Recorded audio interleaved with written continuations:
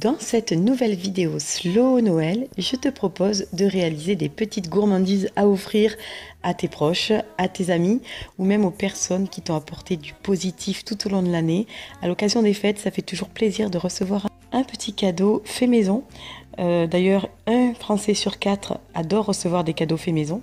Cette recette va être réalisée un petit peu à la one again. Je ne tempère pas mon chocolat, je ne suis pas un chef étoilé. Voilà, donc je te propose une petite recette pour faire des mendiants au chocolat. J'espère qu'elle te plaira.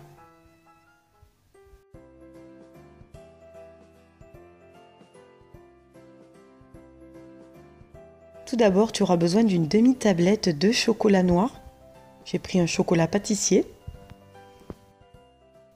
Ensuite, une dizaine d'amandes, une dizaine de cerneaux de noix. Ici, j'ai pris des noix de pécan et un mélange de graines. Tu peux en trouver dans les grandes surfaces avec des pistaches, des abricots secs. Là, j'ai utilisé également des graines de lin et pour terminer, de la noix de coco râpée.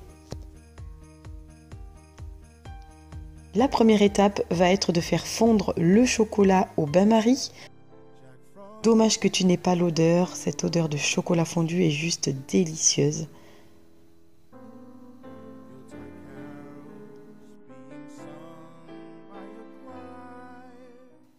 Ensuite, tout simplement avec une cuillère, je viens dessiner des ronds de chocolat dans un plat que j'ai préalablement beurré.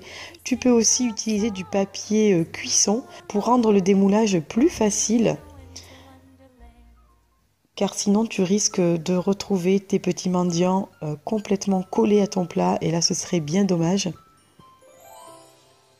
Avec les quantités que je te propose, tu pourras réaliser une dizaine de mendiants au chocolat.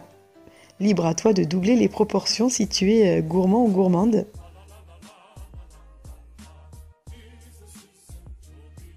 Ensuite, je viens décorer chaque disque de chocolat avec des fruits secs. D'abord, je mets les amandes, ensuite mes petits mélanges de graines. Et puis, je fais la même chose avec les noix.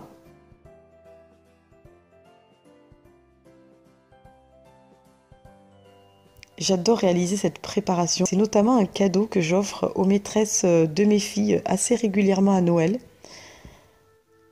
C'est toujours très apprécié.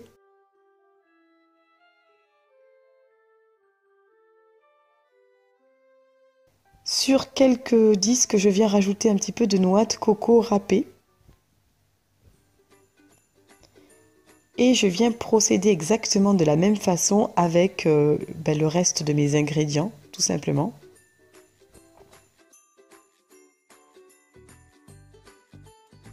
Inutile de te dire que si tu as des amis qui sont allergiques aux fruits à coque ou au lactose, je te déconseille évidemment de leur offrir ce genre de cadeau parce que sinon ils sont bons pour finir aux urgences.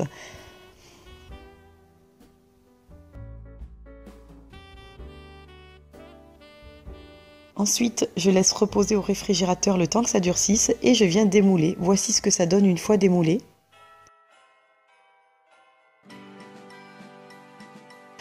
Et puis tout simplement, je viens les ranger dans un joli petit sachet de Noël. Si tu trouves un sachet en papier biodégradable, c'est quand même beaucoup mieux pour l'environnement. Et ici, j'utilise un petit sachet que j'ai trouvé dans un magasin de loisirs créatifs. Je viens fermer le tout avec un petit masking tape aux couleurs dorées qui se marie parfaitement aux fêtes de Noël. Et maintenant, plus qu'à déguster.